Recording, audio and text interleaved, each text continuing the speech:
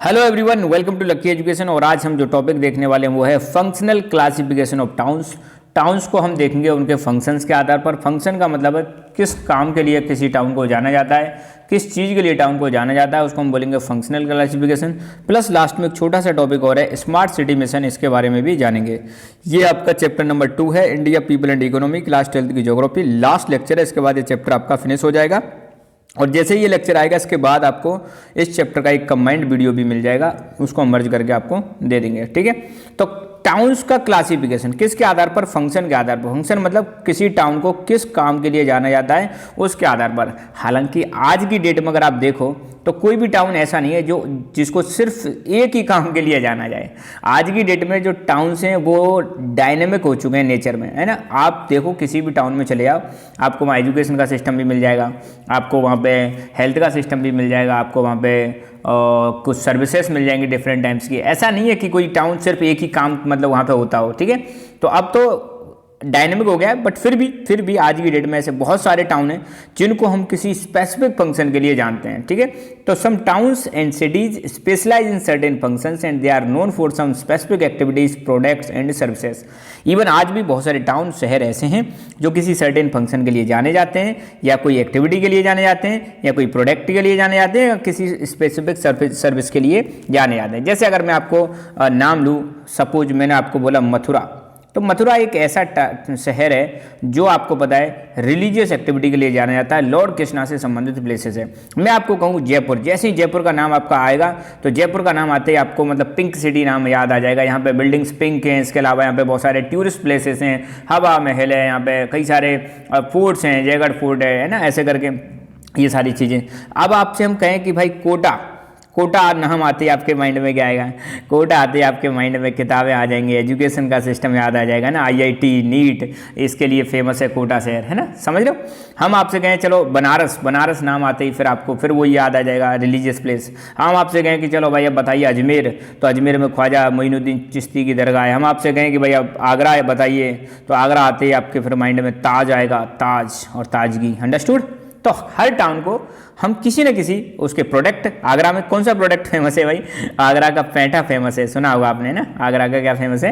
पेंठा famous है ना। Okay, यहाँ किसी सर्विस के लिए जाना जाता है। ठीक है, तो शुरुआत करते हैं। पहला क्लासिफिकेशन है एडमिनिस्ट्रेटिव टाउन्स एंड सिटीज। ध्यान रखना, जब भी एडमिनिस्ट्रेटिव टाउन आओ, देखो आपको पता है इंडिया में आज की डेट में 28 स्टेट्स हैं और 8 यूनियन टेरिटरीज हैं, और हर स्टेट और यूटी की अपनी एक कैपिटल होती है जहाँ से उस स्टेट का प्रशासन चलता है। तो जितने भी स्टेट हैं उनकी जितनी भी कैपिटल्स हैं वो सब किस में आ जाएंगी? एडमिनिस्ट्रेटिव टाउन्स में आ जाएंगी, या एडमिनिस्ट्रेटिव टाउन्स या सिटी में आ जाएंगी। ठीक है, तो towns supporting administrative headquarters of higher order are known as administrative towns. Example Chandigarh, New Delhi, Bhopal, Shillong, Guwahati, Imphal, Srinagar, Gandhinagar, Jaipur, Chennai, ETC, ये सब किसी ना किसी स्टेट की क्या है? कैपिटल है। राइट। इंडस्ट्रियल टाउन, नाम से ही पता चल रहा है, ऐसे टाउन जो मेनली इंडस्ट्रीज के पर्पज से मतलब इंडस्ट्रीज के लिए बनाए जाते हैं, है ना, जिनको बनाने का prime objective, prime motive force क्या होता है? मोटिव फोर्स मतलब मुख्य उद्देश्य क्या होता है? इंडस्ट्री लगाना। तो जो टाउन्स इंडस्ट्री के लिए जाने जाते हैं उनको हम इंडस्ट्रियल टाउन्स बोलते हैं, जैसे मुंबई, सलेम, कोयम्बटूर, मोदीनगर, जमशेदपुर, हुगली, भिलाई, ये सब क्या है? Industrial towns. और इंडस्ट्रियल टाउन्स में इस टाइप का आपको डेवलपमेंट भी देखने को मिलेगा, बड़े बड़े फ्लैट देखने को मिलेंगे, यहाँ पे बहुत सारे लोग रहते हैं। ट्रांसपोर्ट सिटीज़, ट्रांसपोर्ट में सिंपल सी बात है, जहाँ से इसमें पोर्ट्स आ सकते हैं, पोर्ट्स में एक्सपोर्ट इंपोर्ट एक्टिविटीज़ देखने को मिलती हैं। आपको पता ही है इंडिया में बहुत सारे पोर्ट्स हैं, अपने वेस्टर्न साइड में भी पोर्ट है और ईस्टर्न साइड में भी पोर्ट है। तो जितने भी पोर्ट है वहाँ पर एक्सपोर्ट इंपोर्ट की एक्टिविटी देखने को मिलती है। तो जितने भी पोर्ट सिटीज़ हैं सब ट्रांसपोर्ट टाउन में आ जाएंगे, चाहे से कांडला, कोची, कोझीकोड, विशाखापट्टनम, टूटीकोरन, है ना, और मरमागांव, न्यू मैंगलोर, पैरादीप, हल्दिया, सब किस में आ जाएंगे? ट्रांसपोर्ट सिटीज में आ जाएंगे। इसमें इनलैंड ट्रांसपोर्ट का हब भी आ सकता है, जैसे आगरा, धूलिया, मुगलसराय, इटारसी, कटनी, ये भी आ सकते हैं। नेक्स्ट है कॉमर्शियल टाउन। कॉमर्शियल टाउन ऐसे टाउन होते हैं जहाँ ट्रेड और कॉमर्स के लिए फेमस होते हैं, व्यापार के लिए फेमस होते हैं, है ना, उसको हम बोलेंगे कॉमर्शियल टाउन। जैसे कोलकाता, सहारनपुर, सतना, ये जो पिक्चर है कोलकाता की, है ना, कोलकाता देख रहे हो। और माइनिंग टाउन्स, नाम से ही पता चला भैया यहाँ किसके लिए फेमस है? ये मिनरल्स के लिए फेमस है। ऐसे टाउन्स जो मिनरल्स के लिए फेमस है उनको माइनिंग टाउन्स बोलेंगे। और जैसे रानीगंज, झारिया, डिगबोई, अंकलेश्वर, सिंगरौली। डिगबोई के बारे में आपने सुना होगा, भारत में तेल सबसे पहले यहीं पे मिला था। डिगबोई जो कहाँ पे? आसाम में, यहाँ पे रिफाइनरी है, oil refinery, right, field based. Garrison cantonment towns, ऐसे टाउन्स जो आर्मी या डिफेंस के लिए बनाए जाते हैं, ये यहाँ पे रहती हैं ना, ऐसे टाउन्स को हम क्या बोलते हैं, गरीसन टाउन। बहुत इंपॉर्टेंट है, पूछा जा सकता है, एग्जांपल पूछ सकते हैं कि गरीसन टाउन्स के एग्जांपल दो, तो अंबाला, जालंधर, महो, बबीना, उधमपुर, ये क्या हैं, गरीसन टाउन्स हैं। किसके लिए बनाए जाते हैं, मिलिट्री के लिए बनाए जाते हैं। मिलिट्री यहाँ पे स्टेशन करती है, मतलब रहती है, इसके पर्पज़ के लिए बनाए जाते हैं।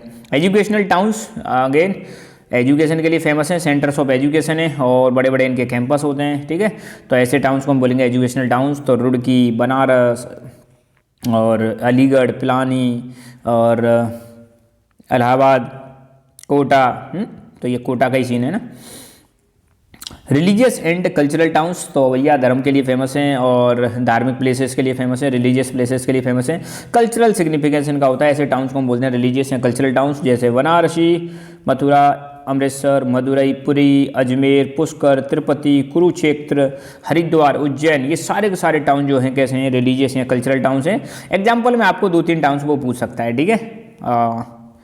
Next tourist towns. Tourist towns की बात करें तो नाम से ही पता चल रहा है, ऐसे टाउन जो यार पर्यटन की दृष्टि से बहुत ज़्यादा इंपॉर्टेंट होते हैं, जहाँ पे अलग अलग एरिया से टूरिस्ट घूमने आते हैं, उनको हम टूरिस्ट टाउन बोलेंगे, जैसे नैनीताल, मसूरी, शिमला, पंचमढ़ी, जोधपुर, जैसलमेर, अडगम मंडलम, ऊटी, माउंट आबू, ये कुछ ऐसे हैं, कुल्लू, मनाली, सारे के सारे टूरिस्ट टाउन्स हैं। यहाँ पर टूरिस्ट एक्टिविटीज़ के लिए इनको जाना जाता है, ठीक है। तो लास्ट में ये टाउन का क्लासिफिकेशन होने के बाद कहा जा रहा है कि हालांकि सिटी का जो नेचर है वो स्टैटिक नहीं होता, सिटी का जो नेचर है डायनेमिक होता है। ऐसा नहीं है कोई सिटी सिर्फ एक ही काम के लिए जाना जाए, over the period of time वहाँ पर और भी एक्टिविटी डेवलप होने लगती हैं। तो इस प्रकार हम कह सकते हैं कि सिटी जो है धीरे धीरे ग्रो होने लगते हैं, मेट्रोपोलिस बन जाते हैं और धीरे धीरे मल्टी फंक्शनल हो जाते हैं, जहाँ पर इंडस्ट्री, बिजनेस, प्रशासन, ट्रांसपोर्ट जैसी एक्टिविटीज़ इंपॉर्टेंट हो जाती हैं और इनके फंक्शंस इतने ज़्यादा इंटरविंड हो गए कि इनको हम पहचान ही नहीं पाते आजकल के यार किस कैटेगरी के लिए इस टाउन को जाना जाता है। तो आजकल टाउन्स में बहुत सारे फंक्शन आ गए हैं। एक टॉपिक हो रहा है smart city mission. Smart city आप किसको कहोगे, ऐसा शहर जहाँ पे हर चीज़ एकदम स्मार्ट हो, हर मतलब जो भी एक्टिविटी प्रोवाइड चल रही है वहाँ पे सारी स्मार्ट तरीके से चल रही है ना। ऐसा शहर जहाँ पे जिसको फ्यूचर पर्सपेक्टिव से बनाया गया हो, जहाँ पे पॉल्यूशन बहुत ज़्यादा कम हो, जहाँ पे ट्रांसपोर्ट का सिस्टम बहुत ज़्यादा अच्छा हो, जहाँ पे कम्युनिकेशन का सिस्टम अच्छा हो, जहाँ पे हेल्थ का सिस्टम अच्छा हो, जहाँ पे एजुकेशन का सिस्टम अच्छा हो, जहाँ पे जॉब्स की अच्छी गारंटी होता है, ऐसे शहर को हम क्या बोलेंगे, स्मार्ट सिटी। तो भारत सरकार ने भी एक स्मार्ट सिटी मिशन चलाया था और स्मार्ट सिटी मिशन चलाने का पर्पज यही था कि शहरों में नंबर 1 कोर इंफ्रास्ट्रक्चर प्रोवाइड किया जाए। कोर इंफ्रास्ट्रक्चर में क्या आ जाएगा, हेल्थ आ जाएगी, एजुकेशन आ जाएगा, आपका कम्युनिकेशन आ जाएगा, ट्रांसपोर्ट का सिस्टम आ जाएगा, जॉब्स आ जाएंगी, वाटर अवेलेबिलिटी, इलेक्ट्रिसिटी की अवेलेबिलिटी, ये सारी की सारी चीज़ें किस में आ जाएंगी, ट्रांसपोर्ट में। तो स्मार्ट सिटी मिशन का मतलब है किसी भी शहर में एक तो कोर इंफ्रास्ट्रक्चर प्रोवाइड कराना, number 2 clean and sustainable environment provide कराना। क्लीन एकदम बढ़िया सफाई पे फोकस हो, सस्टेनेबल एनवायरनमेंट जहाँ पे नेचर को भी साथ में लेके चलें, डेवलपमेंट के साथ साथ नेचर को हार्म ना करें, प्लस जहाँ पे जो लोग रह रहे हैं उनको एक डिसेंट क्वालिटी ऑफ लाइफ मिले, ऐसी व्यवस्थाएं करना, वो है smart city mission. Smart city mission का एक और पर्पज क्या है कि स्मार्ट सॉल्यूशंस को अप्लाई करना, इंफ्रास्ट्रक्चर के लिए भी और सर्विसेज के लिए, ताकि लोगों की ज़िंदगी को बेटर बनाया जा सके। हर जगह पे स्मार्ट सॉल्यूशन। स्मार्ट सॉल्यूशन का मतलब क्या है, ट्रैफिक का सिस्टम है ऑटोमेटिक कर दो, तो अगर कोई हेलमेट पहन के नहीं आ रहा है कैमरा से डिटेक्ट होगा, चालान कट जाएगा, है ना। सीसीटीवी कैमरा से निगरानी करना हर जगह पर। तो स्मार्ट सॉल्यूशन प्रोवाइड कराना। बिजली की बात कर रहे हैं, ग्रीन एनर्जी को प्रमोट करना, सोलर एनर्जी को प्रमोट करना, विंड एनर्जी को प्रमोट करना, राइट। और ऐसे शहरों को डिजास्टर के प्रति रेजिस्टेंट बनाना, डिजास्टर अगर आए तो उसको झेल सकें ऐसा शहर बनाना, ठीक है। साथ के साथ में रिसोर्स को और सुविधाओं को चीपर सर्विसेज प्रोवाइड कराना, सस्ते में प्रोवाइड कराना। और पर्पज ये होना चाहिए कि सस्टेनेबल और इंक्लूसिव डेवलपमेंट हो। सस्टेनेबल लंबे समय तक हम किसी चीज़ को बढ़ा सकें और जहाँ पे एनवायरनमेंट को कम से कम नुकसान पहुँचा सकें, फ्यूचर की जनरेशंस का भी ध्यान रख सकें। इंक्लूसिव डेवलपमेंट का मतलब है सबका साथ सबका विकास, सबको साथ में लेके चलें, ऐसे डेवलपमेंट पर भी फोकस हो। साथ के साथ में कॉम्पैक्ट एरियाज, ऐसे ये जो कॉम्पैक्ट एरियाज हैं उनको एक ऐसा तैयार करना कि फ्यूचर में कई सारे शहर जो कहें कि यार हमें तो इनके जैसा बनना है, एक लाइट हाउस की तरह काम करना है, एक रेप्लिकेबल मॉडल तैयार करना। रेप्लिकेबल मॉडल का मतलब है कि आप अपने आप को इतना बढ़िया बना लो कि लोग आपकी कॉपी करें। रेप्लिकेबल जिसकी कॉपी की जा सके, ठीक है। तो the focus is on sustainable and inclusive development and idea is to look at compact areas, create a replicable model which will act as a lighthouse to other aspiring cities. तो ये है sustainable और inclusive development पर focus करना, ये इनका main purpose रहता है स्मार्ट सिटी मिशन का।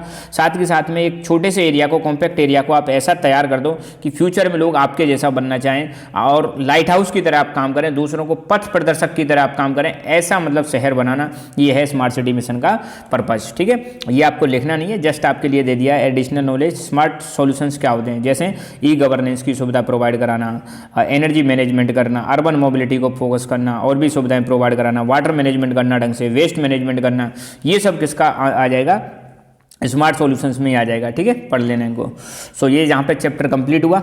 सो पढ़ते रहो, खुश रहो, मुस्कुराते रहो। जय हिंद, जय भारत।